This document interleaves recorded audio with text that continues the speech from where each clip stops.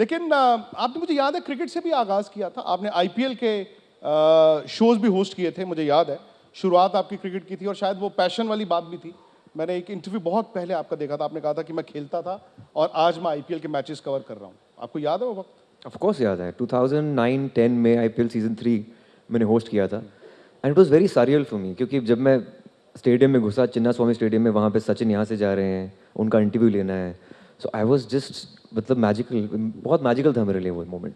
Under 19 मैंने district level खेला as a leg spinner and a middle order batsman, but I was not that good कि मैं cricket pursue कर पाऊँ। मेरा भाई भी अंडर 19 हरियाणा कैप्टन कर चुका है। तो क्रिकेट और सिनेमा दो ऐसी एंटिटीज़ हैं हमारे देश में जो बहुत बड़ी हैं और दोनों का पैशन रहा है। सो आई एम लकी कि एक इंडियन होते हुए ये दो पैशंस मेरे अंदर हैं, तो रिलेटेबिलिटी बढ़ जाती है जनता से। नहीं, अपार के लिए तो एक और बैज ऑफ ऑनर था, वो आज तक की क्रिकेट टीम में भी थे ओ रियली? और 2 किट बैग लेकर आते थे, दूसरा किस लिए? जिसमें 3 हेलमेट होते थे और 4 बल्ले होते थे। ये मुझे नहीं पता सर। करते वो भी लेग स्पिन ही थे। वो तो, लेकिन स्टार्ट अंडर 14 वो मीडियम पेसर था, अच्छा। कुछ इंजरी की वजह से लेग स्पिन कर दी होगी उसने शुरू, पता नहीं। लेकिन अपार को जब आप देखते हैं, अपने छोटे भाई को देखते हैं, बिकॉज उनके लिए भी ये एक नई इंडस्ट्री थी, उनकी सक्सेस को आप कैसे देखते हैं? He is self made. मैंने कभी भी ऐसा नहीं हुआ कि उनकी सिफारिश की हो कहीं पर कि मेरा भाई है वो। मुझे अभी भी याद है, नए नए मुंबई आए थे तो ऑडिशन दे रहे थे, उनकी सिलेक्शन कहीं पे नहीं हो रही थी। He was actually very down one day, तो मैंने बोला you are not ready for it right now. 2 साल 3 साल वो दिल्ली वापस गए, रेडियो किया, थिएटर किया, फिर वापस आए, then he was cracking all the auditions. तो I think preparation is when success meets opportunity. और अपॉर्चुनिटी की कमी नहीं होती है हमारे देश में, लेकिन हमारी तैयारी में कमी होती है कहीं। तो उन्हें भी क्या आपके पिताजी ने पुश किया था, जैसे आपके करियर में, आपके सक्सेस में उनका बहुत बड़ा हाथ है, वो आपको नहीं भेजते, आप शायद ही सेल्फ ड्रिवन, वो मुझसे बहुत अलग है। He is full Hustler, self driven, वो अलग है मुझसे बहुत। वो आर्टिस्ट मैं शुरू से था, he was a sports person, he was always a sports person. तो हसल वहाँ से आती है उसकी, वो कैप्टन रह चुका है तो एक लीडरशिप क्वालिटी है उसके अंदर। So he is a go getter in life. तो क्या अभी आप अपने प्रोजेक्ट्स एक दूसरे के साथ डिस्कस करते हैं, या मतलब कभी ऐसा भी प्लान करते हैं कि साथ मिलकर भी चलो कुछ ऐसा मिल नहीं रहा साथ कर जिसमें बराबर का कुछ मिले, बिकॉज ही डिजर्व्स दैट। ऐसा नहीं कि मेरे साथ सेकंड लीड में आए, I think he should be parallel lead with me अगर वो कुछ करता है मेरे साथ। बट हमेशा डिस्कशन होती है उसकी फिल्मों की, मेरी फिल्मों की, क्रिटिकली एनालाइज करते हैं अपनी फिल्मों को। तो I think that's a very healthy conversation. Ayushman, खुद आप इतने बड़े स्टार हैं आज, क्योंकि आप स्टार हैं, यहाँ पर हॉल में देखें या लाखों करोड़ों लोग इस वक्त आज तक पर आपको देख रहे हैं, लेकिन जब आप किसी इवेंट में या किसी फिल्म सेट पे जाते हैं और कोई बड़ा स्टार हो, बच्चन साहब हो या जैसे आपने शाहरुख खान का, बाकी, are you also star stuck? I am actually.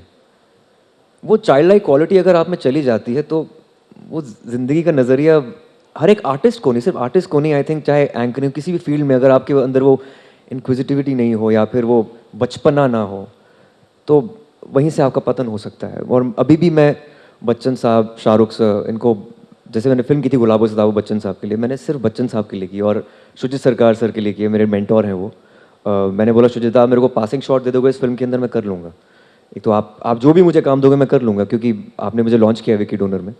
और बच्चन साहब जब सेट पे आते थे, it was just magic. He is almost 80 right now, और अभी भी उनके अंदर वो बचपना इतना जिंदा है, तभी वो शायद इतने सक्सेसफुल हैं।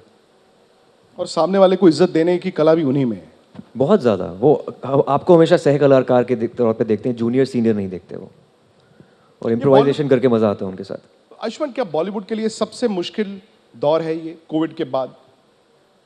मेरे ख्याल से मुश्किल नहीं है, बस ये है कि हमें सही मीडियम चुनना है कि कौन सी फिल्म कहाँ रिलीज़ करनी है। ये एक लर्निंग रही है 2 सालों में। इनफैक्ट काम बड़ा है बॉलीवुड का, नए एक्टर्स आए हैं, नए टेक्नीशियंस आए हैं, नए डायरेक्टर्स आए हैं, और सिर्फ बड़े पर्दे पे नहीं, ओटीटी चाहे टेलीविज़न कहीं भी हो, इतने सारे मीडियम्स आ चुके हैं।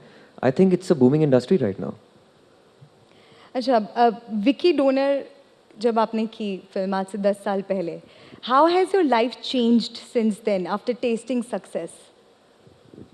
विकी डोनर के बाद भी आई थिंक एक चीज़ मैंने कहीं सुनी थी कि मंजिल पर पहुंचना भी और खड़े रहना भी बहुत मुश्किल है, बड़े होकर बड़े रहना भी। ये कहीं सुना था मैंने, और वहाँ पर यही होता है कि अगर आपको लॉन्च मिल गया वो किस्मत है, आगे कैसे बढ़ना है वो आपकी मेहनत है, पर at the same time actor बनना आपके हाथ में है, स्टार बनना जनता के हाथ में है। अच्छा, विकी डोनर पार्ट 2 अगर आज बने तो बच्चे कितनी उम्र के होंगे? विक्की डोनर पार्ट 2 बनना चाहिए। है ना? एक मैंने आपको आइडिया दे दिया। एक फ्रेंच फिल्म आई थी जिसमें विक्की डोनर आई थिंक 10 साल बाद मैं करूंगा। मतलब बच्चे तब अंडर 19 खेल रहे होंगे। एग्जैक्टली तो वो ढूंढना चाहता है कि अपने बच्चों को कि बच्चे क्या कर रहे हैं। वो 40-50 बच्चे। देखिए आइडिया दे दिया मैंने आपको। ये आइडिया बहुत कमाल का है। लेकिन वो कोई एप्रीहेंशंस थे विक्की डोनर करने से पहले? आपको लग रहा था कि यार बड़ा रोडीज जब मैंने किया था उसमें एक्चुअली टास्क था स्पर्म डोनेशन का, रोडीज 2 में। तब कोई एप्रीहेंशन नहीं हुआ और असली में स्पर्म डोनेट कर चुका हूँ मैं रोडीज 2 में। तो ये तो फिल्म थी फिर भी। इलाहाबाद में टास्क हुआ था और आई वॉज रियली सरप्राइज कि इस पर फिल्म बन रही है उस टाइम पर। एंड शुजित सरकार वॉज वेरी हैप्पी कि इसको पता है इसके बारे में। He was not taking it very कि हाँ यार ये तो इसको क्रिंज नहीं हो रहा है, कुछ नहीं हो रहा है, but I was aware about it. Hollywood अगर रिप्रेजेंटेशन अच्छी हो इंडियन एक्टर्स की तो डेफिनेटली, नहीं तो हम हमेशा स्टीरियोटाइप में चले जाते हैं। वही स्टीरियोटाइप जो कभी हम सरदारों को जैसे यूज़ करते हैं हमारे कमर्शियल सिनेमा में या फिर साउथ इंडियन एक्टर्स को यूज़ करते हैं, उसकी जगह अगर रिप्रेजेंटेशन करेक्ट है जैसे स्लमडॉग मिलियनेयर में थी, डेफिनेटली हॉलीवुड।